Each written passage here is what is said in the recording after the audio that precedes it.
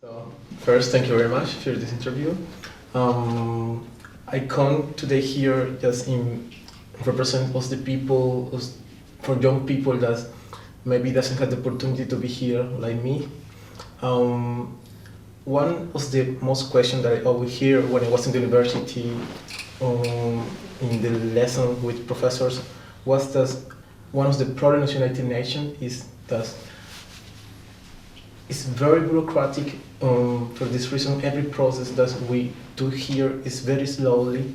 At the same time, there is not like a power or a system to enforce the states to do the obligation that they have within conventions. What do you think about that?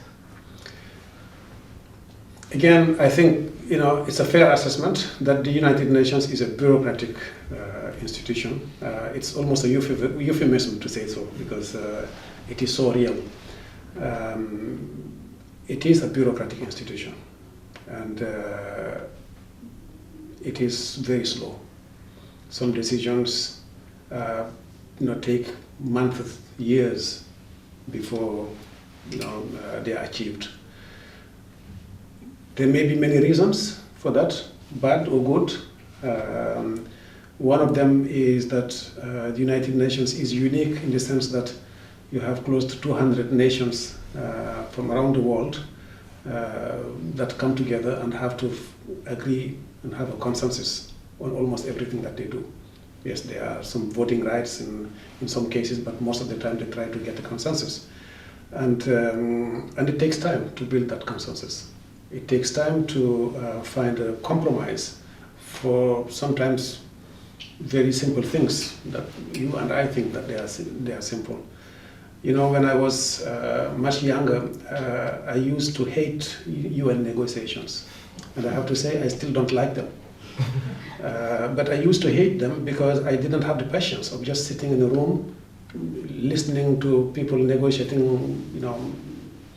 Sometimes it's just, to me, it was just semantics.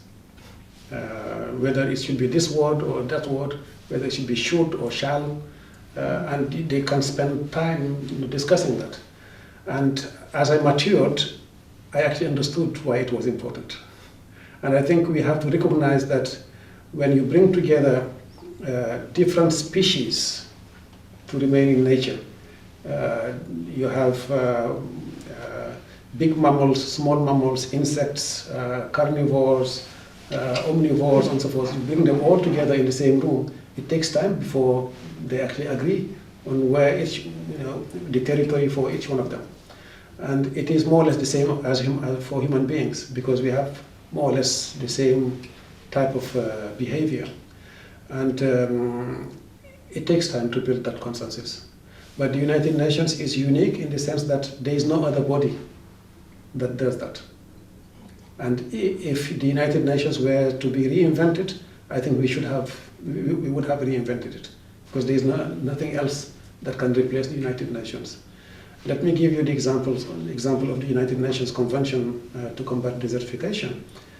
And I hope that all the young people from around the world that you are referring to would appreciate this. We have 197 parties, 197 countries, and the European Union coming together. And you have around the table small countries in size, large countries in size, countries that are affected severely by degradation of the environment, countries that have forests, countries that have deserts, small economies, large economies, the most powerful nations on earth from the G7, and the least developing countries and the small island developing states, all in the same room, and all have to agree on one common decision and abide by that. So that's why it is complicated to get a consensus. Now, getting a consensus is one thing. Your question is, what do we do to enforce that decision? Whether there's a supra police to enforce that decision. There's none. You have to understand that when sovereign nations come together to negotiate, you would appreciate that they are negotiating in good faith. And morally, they have an obligation to respond. Sometimes legally, they have an obligation to respond, depending on the treaties. Some treaties are more legally binding than others. Some are legally binding, some are not legally binding treaties, and you can have some annexes here and there. But by and large, when a decision is taken by parties of a legally binding instrument, the obligation is upon the countries themselves to implement the decision. And this is why it takes time, because they have to check what implications that decision would have for them. And you can expect them to actually respect their own decisions, because they are the ones that made the decision. No one forced them to agree, right? And this is why it takes time to also build a consensus on the implementation itself. Now, each country has the obligation of reporting back to the constituency. In this case, for the UNCCD, it is through the Committee on Review for Implementation, which is a subsidiary body of the convention, where they meet every 2 years, and they will come every 4 years to come and review progress. For other conventions, every convention has its own review process, but it is important that they report back on progress, and that's where you see the differences, which country has done well, which country has still some delays. And you also have to understand that countries have different conditions. You may come to a convention, negotiate an agreement in very good, with very good faith, and you really are convinced that this is what is happening. And then a year later, the country is in trouble because there is an earthquake, or there is a war, or there is a civil unrest, or there are various conditions why some decisions cannot be implemented immediately by some nations. But by and large, when countries come together and agree on something, they go ahead and implement it, and they report back. Now, there is no supra-police, and there is no peer review process, except maybe for the high-level political forum, where they may have some reviews, but countries report in good faith, and no one country would go and inspect whether the report is good or bad. But of course, there are some NGOs, there are some independent bodies that can do the review, and the watchdogs that are also there, and usually they inform. And I think the system is good for what it is. I don't think we will see major changes in the future. On the decision-making processes, second on the implementation.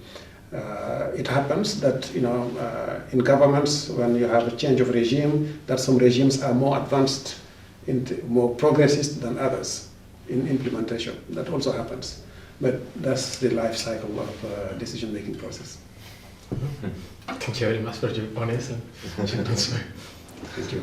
One more question, the last one. We don't want to steal more of your time. I do wonder, especially for the youth that might be watching this, what can they consider as an agent of change or as a driver in order to achieve the Sustainable Development Goals, the 2030 Agenda, or maybe in other words, what or whom should they see as a reference or as somebody to look at? Let them start by themselves. Uh-huh. As I said earlier on, every single person is a decision maker. Your decisions of the day, whether you should go to work with your car, or you should cycle, or you should walk or take public transport, is your decision. But it doesn't have the same footprint. Okay? The same for the food that you consume, or any decision that you make. So the first reference point is ourselves as individuals. Shall I use the plastic, single-use plastic bag, or shall I use my my own bag? It's your decision, but it doesn't have the same impact on the environment. Okay. So, second is that when the youth understands the challenges and they see the opportunities, they should grab the opportunities, because I don't think there will be a handover between one generation and another. I have never seen a ceremony of handover between Generation A and Generation B. What I see is Generation B grabbing an agenda. And that is what the youth are doing at the moment with the Friday strikes and the street demonstrations and the votes.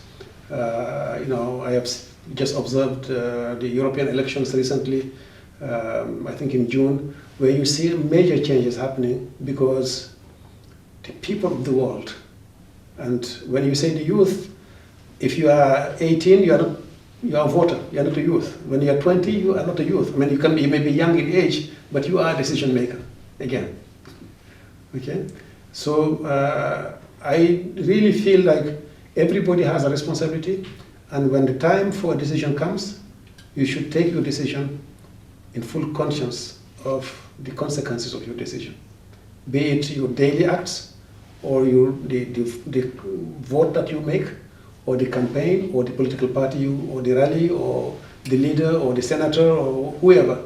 So, or the mayor you elect. I mean, you have multiple choices, and really, this is your power as humanity. So, secondly, those people that we call the youth today, they may have their startups, they may have their own enterprises, they may have their own companies, they may be sitting in an office, or they may be aspiring at serving their nation at any level.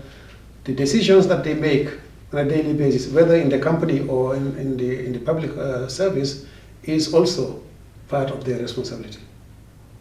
So, again, let us not continue to